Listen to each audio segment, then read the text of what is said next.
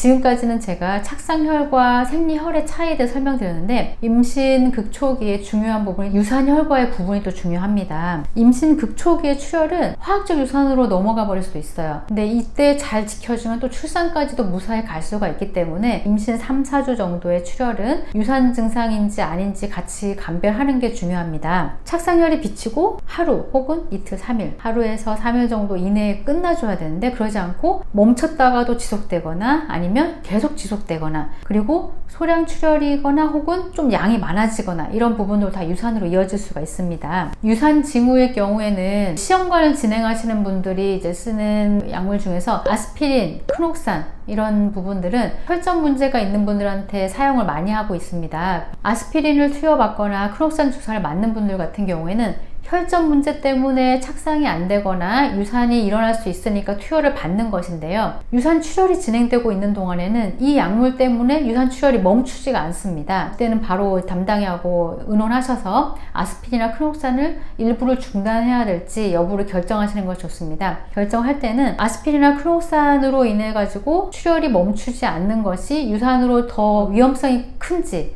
아니면 이걸 중단해 버리는 것 때문에 유산 위험이 큰지를 파악을 해야 되는데, 이 부분에 대해서 담당하고 의논이 필요합니다. 그리고 또 프로게스테론의 용량을 높여야 되는지, 이 부분에 대해서도 담당의 의논이 필요해요. 되게 중요한 양상이거든요. 보통 유산방지 주사 맞으실게요 이렇게 얘기하는 부분도 다 프로게스테론 제형의 주사입니다. 임신 극초기 이런 출혈이 있을 때 처음에 잘 대처를 하면 이 부분이 유산으로 흘러가지 않고 출산까지 잘 갈 수가 있습니다. 프로게스테론이 부족하지 않은지 체크하는 건 상당히 중요한 양상인데요. 제가 한의원에서 치료를 해봐도 처음 초진을 오셨을 때 이 환자분들 하시는 말씀 중에 전 1차 피검사 하기 전에 생리가 나왔었어요, 이 얘기 하는 분들이 있어요. 이게 되게 중요한 말이에요. 1차 피검사를 하기 전에 프로게스테론을 계속 투여하고 있었다고 하면 생리가 나오면 안 됩니다. 즉 임신이든 아니든 상관없이 프로게스테론 투여하고 있는 기간 동안에는 생리가 나오지가 않아요. 그런데 만약에 저는 1차 피검사 전에 생리가 나왔어요 하는 분들은 프로게스테론 투여 양이나 투여하는 방법이 나한테 충분치가 않았다는 뜻이에요. 다음번 시험관 할 때는 프로게스테론 투여하는 양, 투여하는 방식, 질정으로 쓸지 배주사를 할지 엉덩이 주사 할지, 이런 부분들에 대해서 담당이 꼭 의논을 해주셔야 됩니다. 특히 시험관 할 때 자연배란을 시키지 않은 경우, 만약에 냉동이식을 하는데 자연배란을 시키면서 냉동이식 한 경우에는 내 몸에서도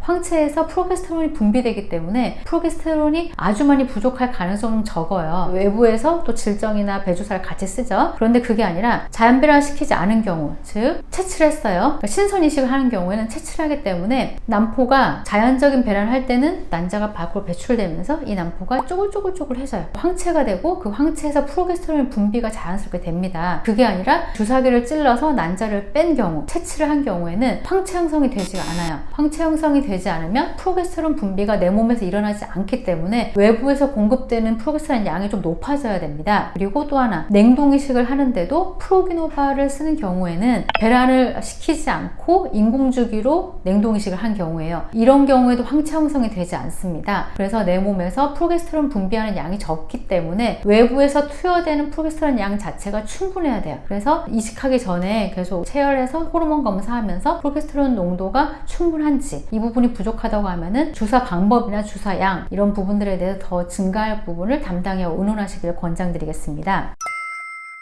한방치료 부분에 대해서 이제 이 시기에 착상을 개선하는 치료를 같이 진행을 하게 되는데요. 이식하기 전, 그리고 이식한 이후, 그리고 1차 피검사 후, 이 부분의 일정에 따라서 한방치료 부분이 다 각각 달라집니다. 시험관 이식하기 전에는 양질의 자궁내막을 잘 쌓아서 거기에 혈류 분포를 높이고 착상에 대해서 유독물질을 잘 분비할 수 있으면서 잘 결합할 수 있게끔 하는 기본적인 토대를 만드는 시기입니다. 그리고 이식하고 난 다음부터 1차 피검사까지 보통 한 12일 전후 정도의 기간에는 착상 침치료를 들어가게 되는데, 이 기간에는 착상 결합력을 높이면서 얘네들이 잘 안착할 수 있게끔 해줍니다. 그리고 1차 피검사 후에 임신 수치가 나왔다 그러면 유산 방지 치료를 임신 12주에서 16주 정도까지 안정기까지 들어가게 되고, 비임신이다 그럼 다음번 시험관 준비를 위해서 시험관 회복 치료를 들어가게 됩니다. 각 기간마다 들어가는 치료가 각기 다르게 되는데, 이 부분에 맞춰서 필요한 부분에 대한 약침 치료와 침치료, 신부 치료 등의 원내 치료를 치료를 주 1, 2회 정도 이렇게 진행하고 나중에 착상침을 맞거나 유산방지 치료를 할 때는 조금 더 자주 치료를 받게 됩니다. 그리고 필요한 경우에는 호르몬제와 충돌되지 않은 한약 처방을 같이 병행하게 됩니다.